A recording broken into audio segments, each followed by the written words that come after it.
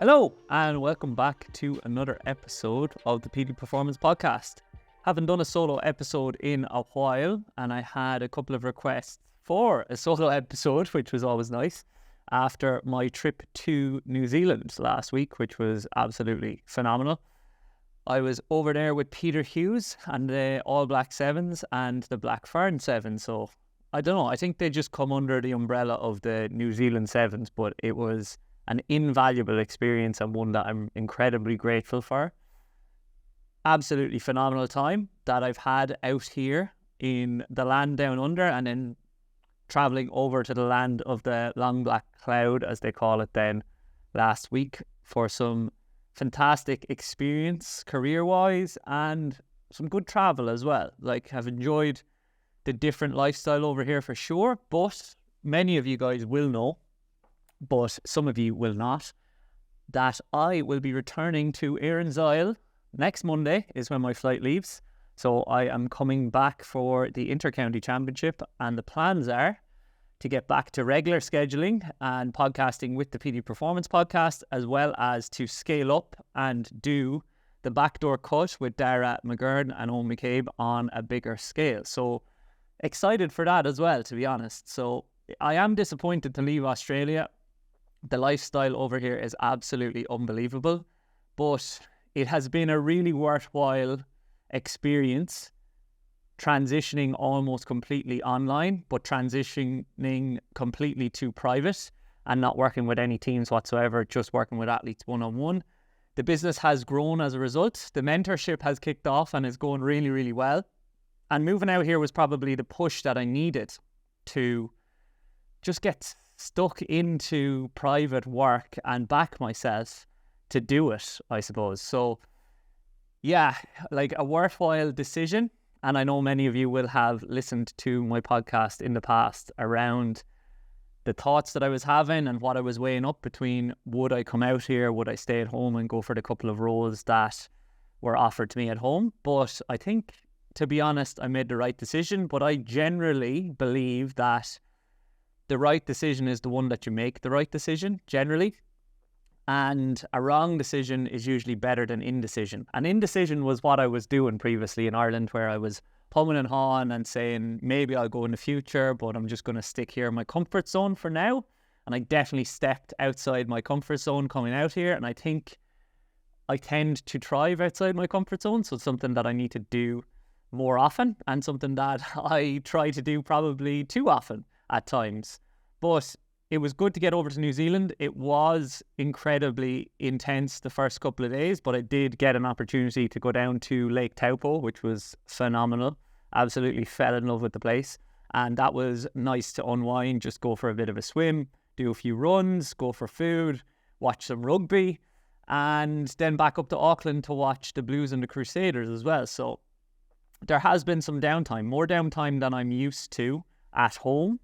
But yeah, it's been a very worthwhile experience. And then back here in Australia, I had the opportunity of getting in and doing some shadowing with the GWS Giants as well, prior to going out to Oz or going out to New Zealand. So that was a great experience as well, to get some insights again into the AFL and how they run their program.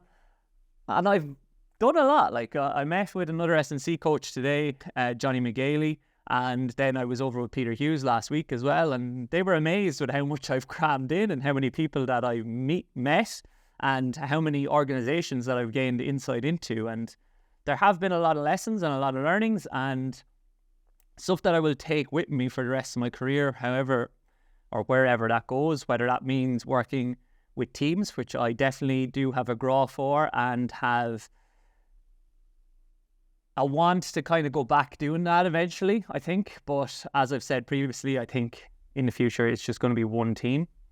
I do enjoy the environment of a team environment. I do enjoy creating and kind of facilitating culture change. And I enjoy being in a positive culture. And that's probably why I enjoyed the little exploits or the little kind of insights into working in New Zealand and into working with the Giants and working with all of the teams that I visited, be that Collingwood, be that the Tigers.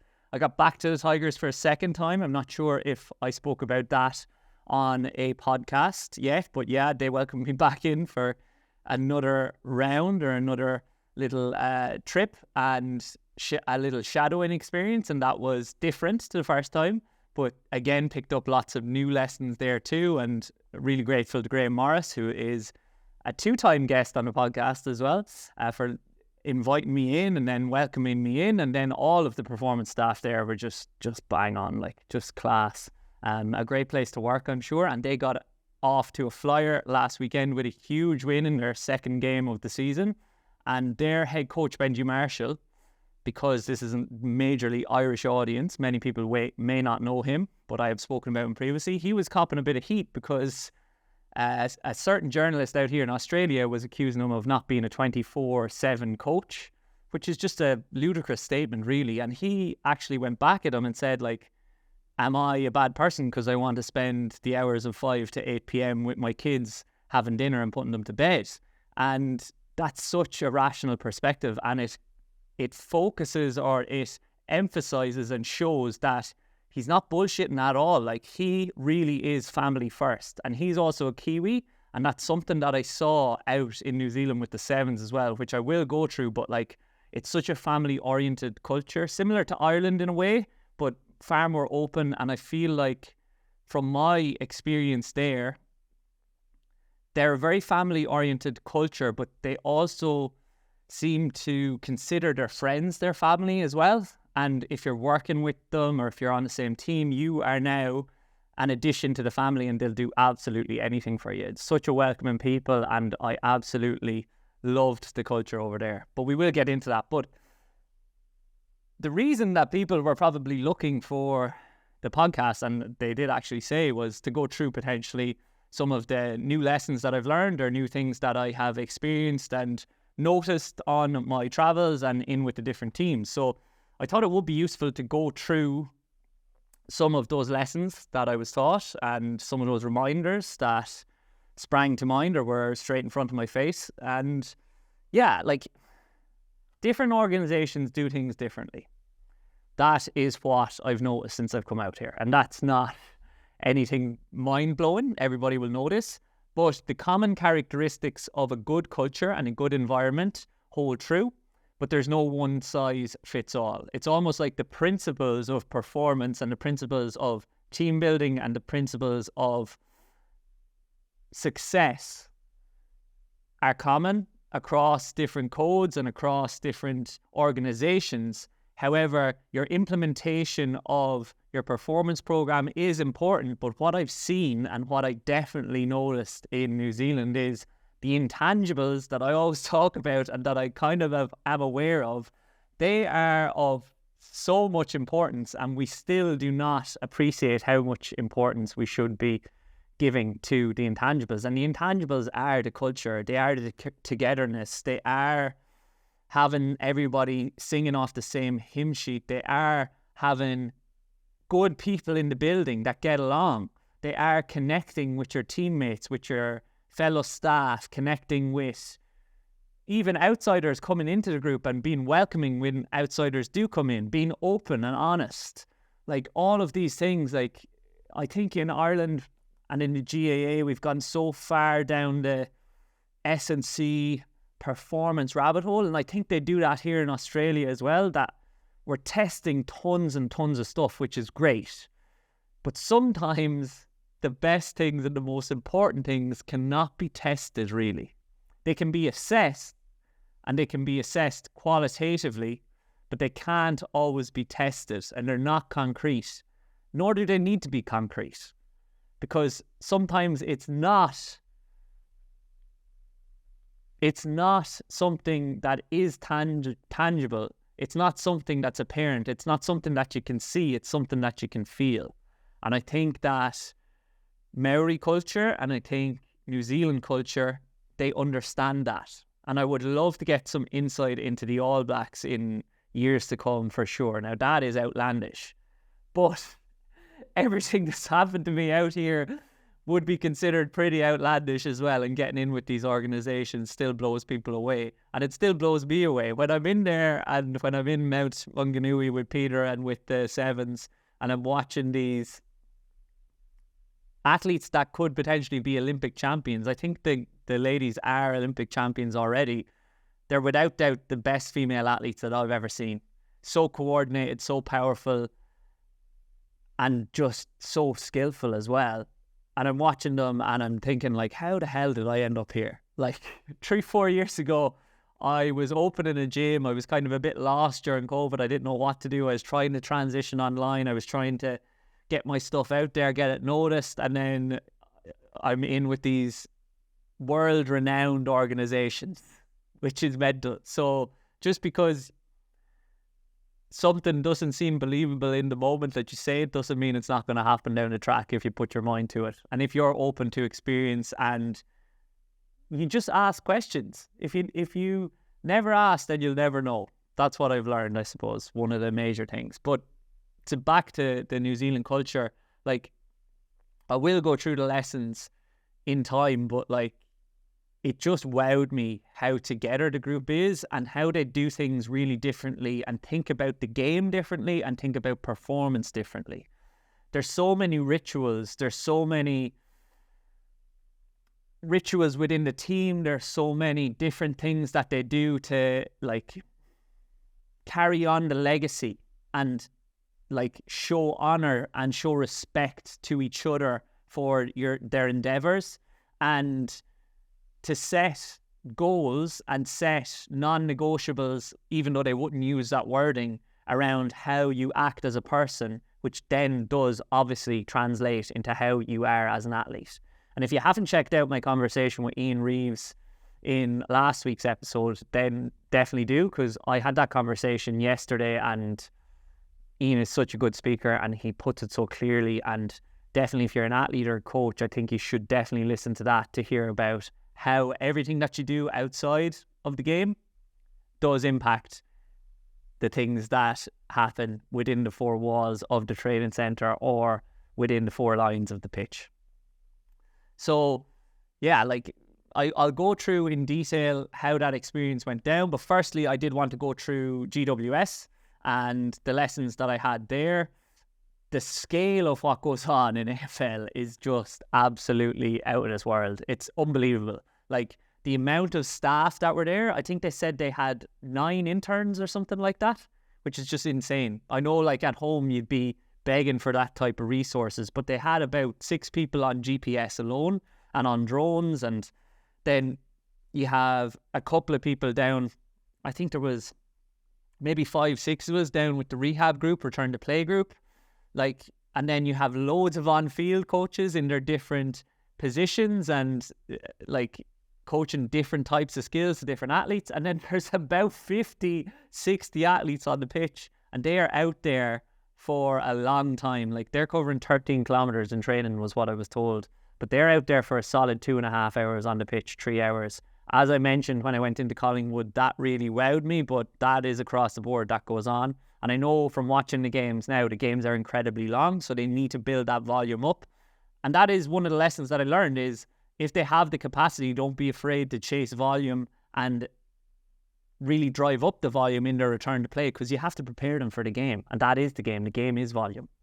But anyway, the reminders and the lessons from GWS. The first one was be open to discussion between departments to allow for everyone to be on the same page. And that was one of the first things I noticed, because when I went in, all of the desks and everybody in the performance department, all of their spaces or their working spaces were all alongside each other, essentially, similar to the Tigers. So then that allows for them to chat, that allows for them to just turn and ask questions, and that allows for them to be all on the same page. It's easy and accessible to bounce something off of somebody. Now, the head of performance and the head of rehab, I think their office was just outside the main office with all of, say, the physios, the S&Cs, the assistants, but that probably just gives them a little bit more time to work on things that need to be really worked on in a deep work kind of way, where they need to be really intensely focused. But I noticed as well that those doors always remained open when I was there. So that's noticeable as well. And that's something that Ian talked about on last week's podcast.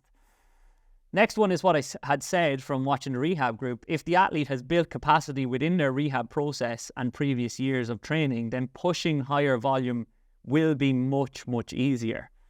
And like, these players are running 13 kilometers 4 days a week, and then in the game they're covering 18, I think they said, or something ridiculous, which is just crazy. So like, they have the capacity, so don't be afraid to chase capacity, and don't be afraid to push them. These guys are absolute units, and they can run, man. They can run. They can jump, they can hit, they can do it all. Similar to GAA, but a lot taller for the vast majority, and incredibly lean as well, obviously because of the running demands. Don't overthink patterns and positions in healthy athletes, and that's something that maybe I agree with to an extent, but it's just a reminder, something that maybe I don't necessarily agree with completely. But when you have 50 athletes or 60 athletes, you can't delve deep into how each of them moves, and you can't give them all individualized cueing to improve their movement quality, let's say. And I know that the perspective at the Giants probably is not that much down the kinematics rabbit hole, which potentially would mean that I wouldn't be a great fit in there, because that's what I do.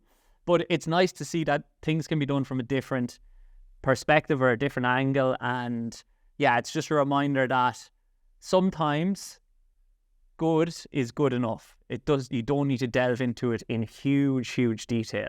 However, obviously I'm a very detail-oriented coach and a detail-oriented person, so that's how I do something. And just because I do something my way doesn't mean that my way is the right and the only way of doing it. But it does mean that it works for me and it worked for my athletes. So then, therefore, I'm going to probably continue to do that, even though it was a nice reminder to say that, look, maybe back off a little at times.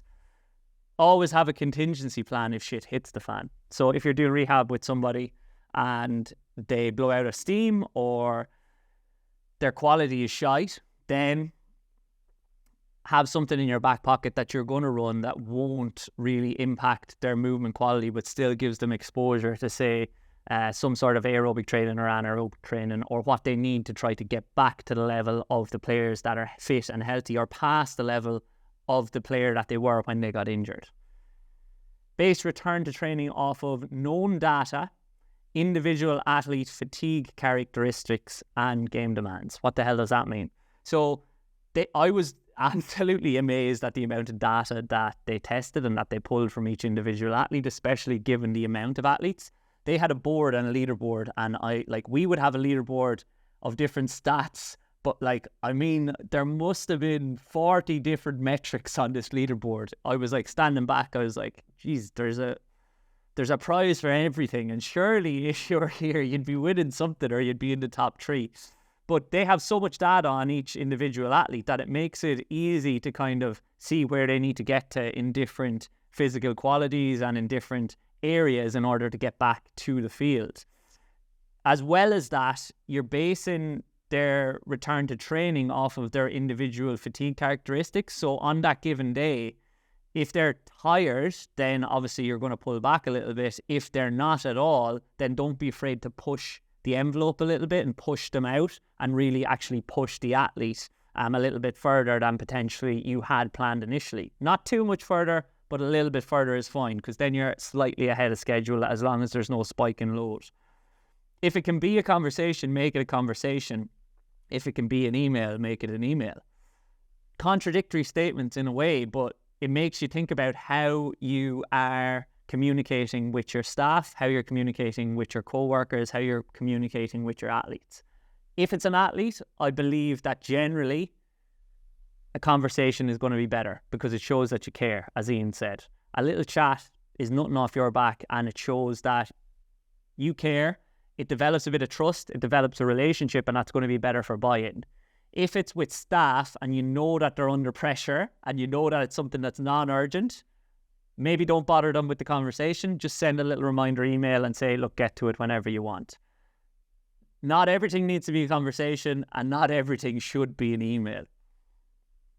Training is testing and testing is training, something I knew already, but they kind of put the testing process into their training process, and then they obviously have like so much data as a result of doing that. As well as that, by doing that, the athletes are really pushing themselves to their limits. So you'll know their max outputs rather than maybe if you just had a testing day. There's like obviously a psychological component to that may impact them negatively and may increase risk of injury. However, if you're doing it every day, it just becomes normal. But if there is the leaderboard, it drives intent and it drives competition within the team. And that was something that I definitely saw, especially from a couple of athletes who will go unnamed, but some of you may know them.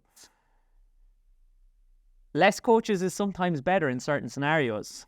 Too many cooks, groupthink, and a bystander effect can follow in hugely crowded environments. So if there's loads of coaches watching, kind of like that rehab group that when we were up there, Daryl kind of took the rehab, and that's a good thing, because if he had been standing back and we were all standing around, I think we would have been all seeing different things. We would have been all waiting for somebody else to do something. However, with him just leading it and the others observing, then obviously he was putting his stamp on it and he was actually having an impact. Whereas if there was too many cooks and we were all given one cue here or there, not that I'm even part of the program, but as in everybody that is part of the program is given a cue here or there, the athlete can't focus on any one thing because he has to focus on about 47 things at once. And then put individual differences aside for the good of the group. Whether you like someone or not is unimportant. What's important is that you make use of everyone's strengths for the betterment of the team. You're not going to get on with everybody in an environment or in a performance environment, and that's fine.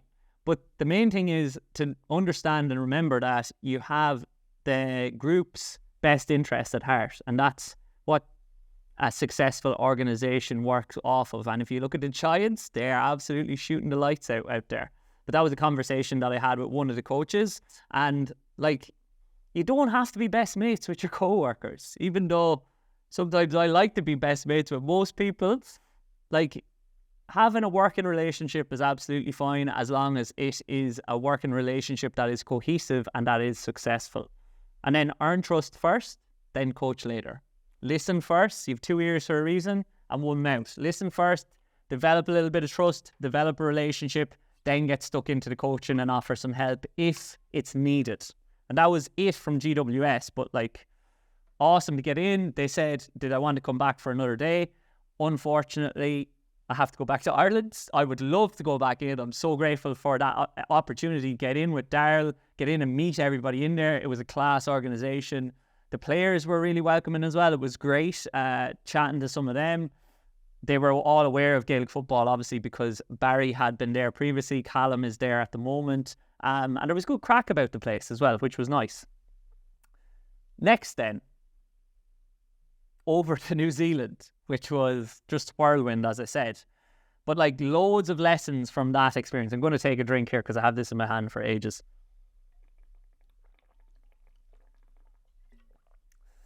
So, first lesson. The autonomous athlete is bought in. Prioritize involving athletes in the decision-making process. Have a conversation with them.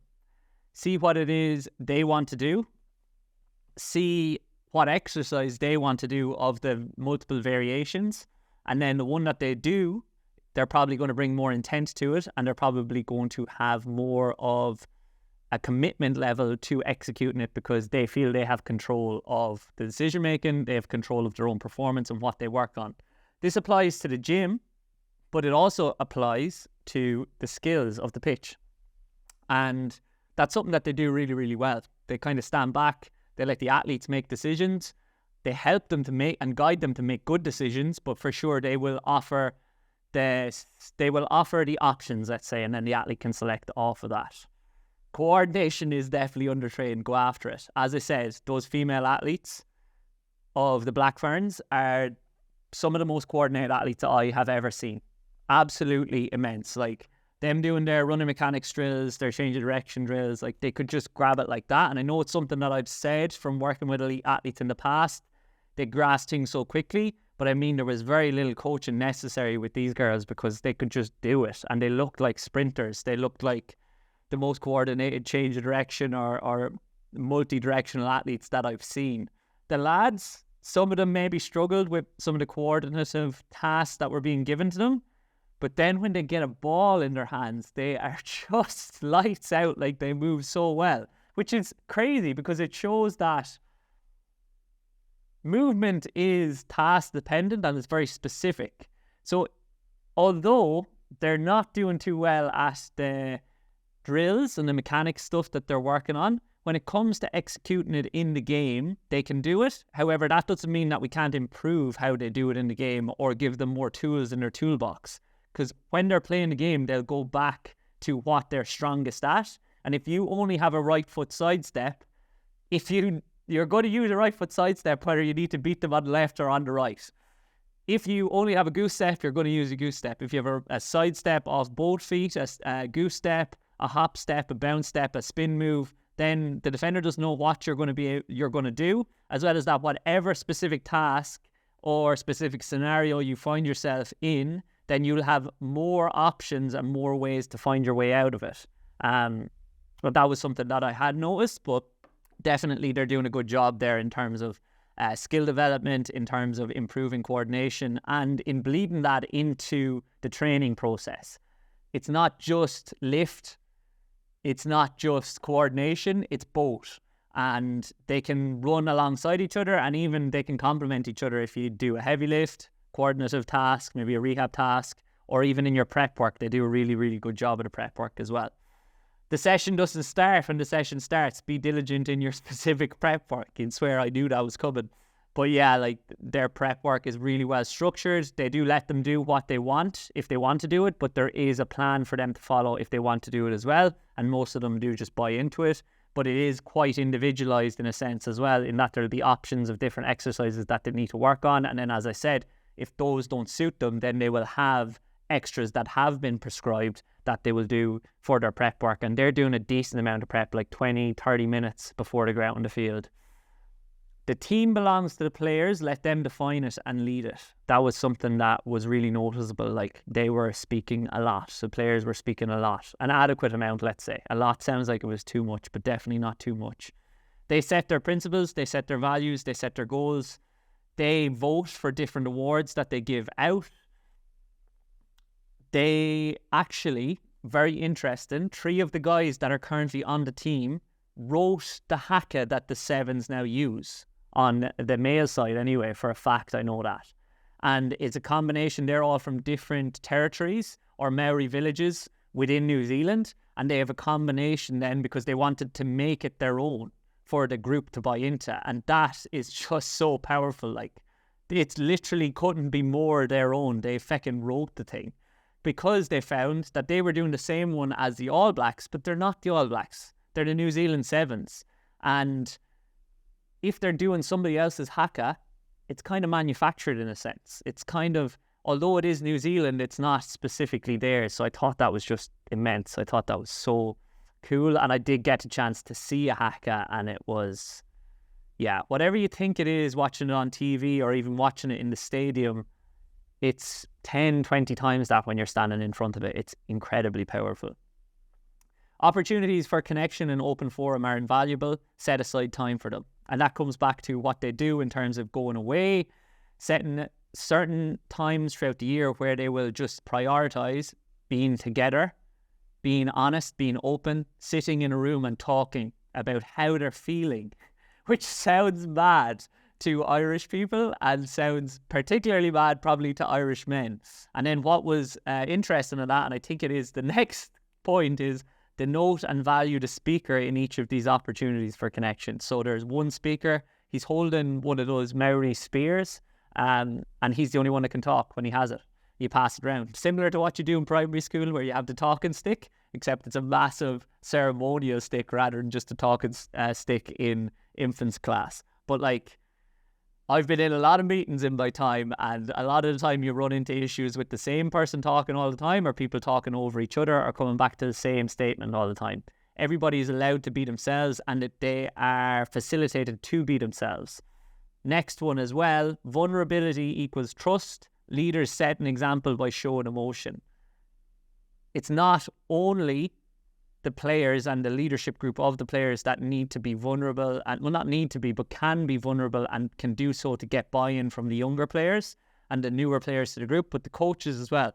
They have to be honest and open as well, because like, you are part of the group. You are part of the team. You're all a team together, and you need to be all in it together. And in order to connect on a level, you need to be honest with each other, you need to be open with each other, and you need to trust each other. And that comes through vulnerability. And that is the power of these sessions that they do. And from hearing about them, I was like, that must be incredibly taxing for everybody, but incredibly valuable as well. And if you could facilitate that in a GAA team, facilitate it in a rugby team at home, and it's something that I think the Irish rugby team, potentially from the outside looking in, do get well, or do get right, I think it could be absolutely invaluable in terms of like getting buy-in from everybody and just getting the group closer together. And you can't put a value on that, because you need the group to be close together. What gets measured gets improved, but not everything important can be measured. Similar to what I said earlier, like, culture can't be measured. It's the individual actions that you execute on a daily basis. It's the small things that you do for every waking moment or every second that you're with the group. And it's how you act and how you hold yourself and how you treat people. How do you measure that? You can't really, but that doesn't mean it's not important. Specific rewards and recognition of achievement reinforce positive habits. So as I said, they have tons of legacy, tons of kind of ceremonial rewards or ceremonial awards that they hand out to different players. Best defensive player for a certain tournament. Players that are bought into the process the most, people that stood out, and they're voted on by both the coaches and the players. And in that way, by facilitating that, you are influencing behaviour and influencing positive behaviour and positive habits, rather than demonising and criticising poorer ones, or ones that affect the group and affect the likelihood of success adversely. And I think from what we know about psychology now, if you can reward, it's probably going to be better in terms of getting that buy-in and in terms of helping to form positive habits than the negative aspect of that. And the taking away and maybe reprimanding people and criticising and negative reinforcement, I guess. Don't be afraid to coach. You're a coach for a reason. Get in there and coach. Get stuck in. Talk to your athletes. Cue your athletes. Coach them on different ways of solving problems. Help them and guide them towards the solution. Don't just let them do it all the time passively. Rehab is skills as well. Speed, change of direction, tackling and ball skills. One thing Peter Hughes does really, really well, he's integrating absolutely every element of the game into skills, or into his rehab. So the players that are rehabbing or returning to play, they are getting exposure to the same ball skills, to the same contact skills. If Peter's listening to this, he'll know that I'm laughing at him holding a tackle bag. And the same things that are going to happen in the game, because you're preparing them for the game. So you can't just think rehab is just change of direction, linear speed, conditioning, lifting weights, like force outputs, rate of force development, all of these things. It's also how many passes can you do? How many kicks can you do? Can you do a grubber? Can you do a chip and chase? Can you hit somebody? Can you put them on their bum? Can you tackle in an effective manner, in an effective way, off both shoulders? Can you tackle and make a dominant hit? Can you make a hit where you're just getting them to ground and you're kind of taking the hit and taking the collision? Can you get back up onto your feet? Can you pilfer? Can you steal the ball? That is rehab as well. That's return to play, because you have to prepare them for the demands of what the game is going to be and how they're going to play the game. So that should be part of their rehab and return to play for sure. And it'll probably help with your buy-in as well, because the athlete will feel like they're closer to the game than they will if they're not doing those tasks. Rep the actions that you want to do on the field in the gym. And that comes back to the prep work, the coordination. But also, I was amazed with the amount of skills that the players do. It's no wonder they're some of the most skillful players in the world, because the amount of reps they get in comparison to other rugby teams that I've seen, it's not even a question. They get 10 times, if not more, the reps. They have a ball in their hands in the gym they're pulling them aside after their gym session, after they're finished lifting, and they're working on so many different types of offload, so many types of catches, and their scanning and their quickness and their ability to get the ball out of their hands and to the target, their kicking, like everything that they do on the pitch. Because I've spoke before that if you're looking for just your team training sessions to give you enough exposure to skills, you're probably going to fall short, because you're not going to have enough touches of the ball in that team training session to develop at a faster rate than your opponent and than your teammates. So you've got to commit to doing the work yourself. And then that comes back into bleeding the prep work and the drilling onto the pitch as well. So like any of your movement skills that you're doing, that needs to be done on the pitch too. Players lead the meetings pre-pitch and set their own KPIs, and that's something that we did with a couple of our groups last year in the GAA, and it did actually lead to more intent in the training session, more buy-in and more kind of structure, and more assessment afterwards whether it was a successful session or not. Like we had an actual objective for the session and a thing that we could measure whether that was successful. Did we get closer to our goal or are we further away from it? Generally, if you set the goal, you know what the aim is for the session and you will get closer to it. Players lead the individualised skills post-pitch. If they truly want to get better, they'll make the time. Something I saw in Lansdowne, something that I saw in Blackrock, and something that I implemented with other teams was the training session isn't finished when it's finished. If you need to work on your right-hand passing or your left-hand passing or your dropouts or your line-out lifts or your single-man lifts or single-woman lifts, to be politically correct, you need to set aside time and do it. You need to be brave enough to say to one of your teammates, here, can you give me a hand here? I need a hand doing this. And that's the only way to get better. And there was no coaches telling them what to do there. They were just grabbing a ball and every single person was working on something. And it's no wonder that they're one of the best teams in the world and one of the best organizations in the world. Know your players' family, it's important. As I said earlier, a very family-oriented culture. When you ask how somebody's getting on with something, as Ian said last week on the podcast, it shows that you care, it shows that you're bought in, and it shows that you are an extension of the athlete's family and that you care about their family and their own well-being as well as the people that are around them. Peter's always, he was laughing because he said the girls love babies. They're always asking to babysit his child so that him and Emer can go on a night out or go to the restaurant, but they're incredible parents and I don't know if they'd actually be comfortable, from what Peter was telling me, heading off getting a babysitter in because they just love being a bit around their little baby so much, which is just great to see. It's something that I'd aspire to have in the future, obviously. But at the same time, oh my God, I don't know how you work in pro sport and have a young family. Peter, big respect. Emer, even more respect. And if David and Kira are listening now, I almost know what you're going through from just being there for three days with Pete, but I can never know how you're going through and trying to start a gym. So I hope everything's going well. And anybody else for that matter that is going through that at the moment, I'm sure it's so rewarding, but Jesus, is it taxing. Fair play to you all. From day 2 then, match the energy of the group, but control the energy of the group with your own. So if they're on a high level, come in at a high level. If you need to get them down, bring them down gradually and then speak to them like that. But you are the leader if you're coaching, so, or if you're just speaking. So if you come in too soft and they're up too high, you're never going to be able to connect with them. You're never going to be able to get them to listen, essentially. If you come in too high and they're too low, equally, it's not going to work. That was something that all of the coaches were really, really good at. Speak as slowly, clearly and concisely as necessary for the message to land. Something I saw in the team meetings as well is when you really do need the buy-in and you do need to focus, bring it down for sure. It's something that a lot of my lecturers I've seen them do.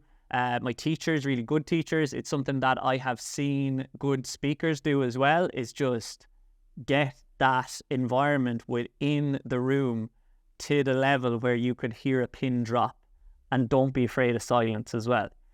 Use the power of 3 at every opportunity. 3 principles, 3 targets, 3 videos, and 3 lessons. I'm just laughing because one of the lads asked me what time it was at one stage, and lucky for him, it was literally actually 3:33. So he wet himself laughing when I told him that. And I said, yeah, it's your lucky day, mate. But the power of 3 is really useful. And if you go chasing anything more than 3 targets or 3 videos, then it's going to get lost. And it's something that I think we do get wrong a little bit in the GAA is we review so much video, which is the right intent and the right thing to do. But probably if you're having 3 targets, pick 3 videos and 3 key videos to go through, and it'll allow your message to land without going overboard. Because some of these athletes, especially the younger ones, but not limited to the younger ones, the attention span to go through all of the video probably wavers, and the longer that session goes on, the more likely you are to lose the group. This is something I absolutely loved. See, hear, feel. Culture is a combination of your senses. So they employ something called a sense check every so often. And basically what they'll do is they'll just stop, they'll assess what they're seeing, what they're hearing, and what they're feeling. If they see something that doesn't align with their values, align with the culture, they need to call it out. If they hear something that doesn't align with what they want to do, they need to call it out. And if they feel that something's off and something is not going to plan or something is wrong with the team environment and how everybody's feeling, then they need to address it. And I just thought that was just so simple but so powerful, and something that we probably don't do too well in Ireland a lot is we push things to the side and push them under the rug rather than addressing them face on. Like I know when I was in New Zealand before, I found them to be very direct people, and I think that works for sure in a sporting environment because it leaves nothing to chance and nothing goes unsaid. Maybe that won't work in all scenarios, but I think we could learn a thing or two from that back home. Just because it's not quantitative doesn't mean you can't assess its quality. And that comes back to what I'm talking about in terms of culture, how we're acting, how we're feeling. What's the feeling level of the group? You can put a number on it if you did have a scale. How do you feel going into work today? How effective was that training session? How did you apply yourself out of 10 in that training session? Sure, you can look at the numbers, but you're the only one that's really going to know whether you were putting your all into it or whether there was some more juice in the orange to squeeze. Your strongest athletes are not always at the reduced risk of injury or at the lowest risk of injury, let's say.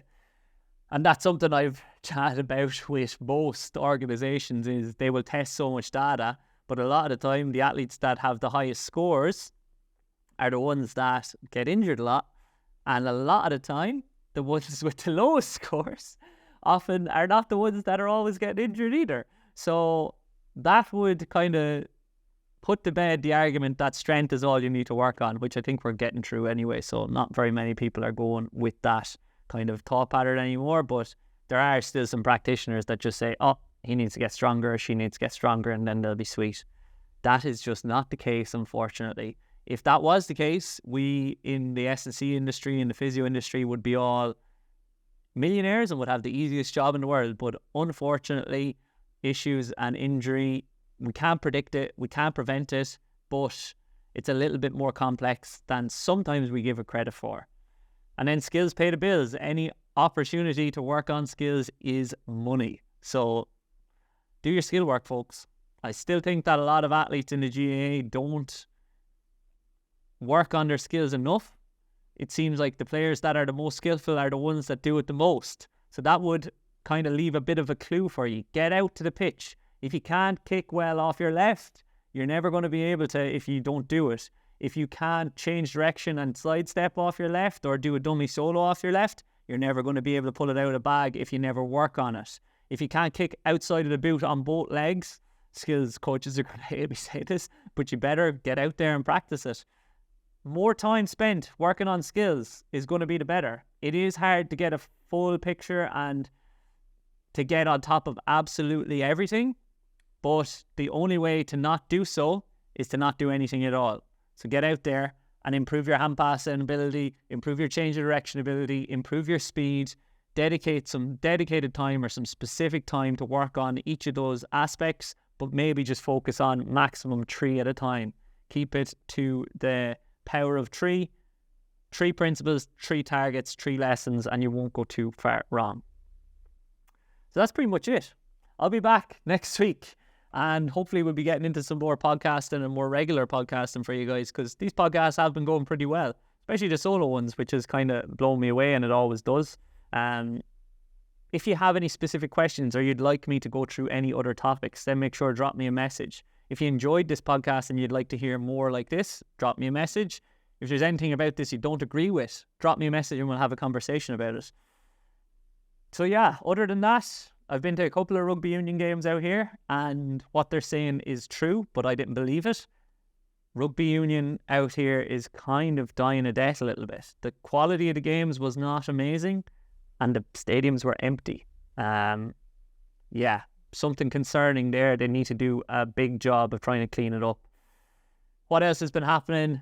I played at A-side on Monday. Finally, the first soccer game that I have won out here. Bagged a brace as well, so I don't know when's the last time I scored 2 goals, but bagged 2 in a 2-1 win.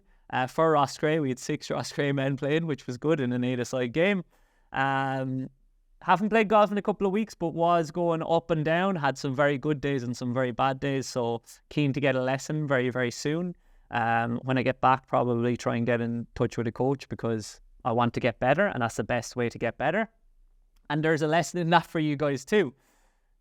I have 3 spots available in April for the PD Performance Premium Pack. If you want to join, if you want to grab one of those spots, then get on to me as soon as you can, because I am finding that athletes are coming in with their specific injury histories, and very, very individualized kind of programs are needed in order to take them back to play safely and to address the issues that they're dealing with. So it's taken a little bit longer for the programming. So maximum I can take on from here on out is 3 in April, because a couple of people have got in ahead of you guys. Mentorship wise, first cohort of the mentorship seems to be going really, really well. A little bit of imposter syndrome, which I think is normal initially, but definitely the feedback from all the coaches has been class, and they're learning things, which is awesome. And they're all really bought into it, and I knew that was going to be the case when I put it together, and it was really, really effective putting it together for my thought patterns and my process and my system as well. So I am enjoying putting it together, but I'm juggling a lot of balls at the moment, so hopefully I don't drop any of them. But when I get back to Ireland, I'm looking forward to getting stuck into some more intensive work, which might sound crazy to some people, but it is hard to just work out here when the beach is right there, when there's somebody's birthday every weekend, when there's people playing golf all of the time, and then sometimes you end up just absolutely warping yourself at work to get out the door at 4 o'clock, whereas 6 o'clock on Monday for the soccer was a push. Whereas if you're at home, you probably have a little bit more leeway because there's not as much going on. But I know coming into Irish summer and coming into championship season, that's going to change. But I'm excited for it. So to all you people at home, I will see you all soon at home. Get excited for the backdoor cut to be rolled out on a bigger scale. Get excited for the PD Performance Premium Pack. I hope you've all enjoyed it. And if you did enjoy it, please remember to like it, share it, and send it.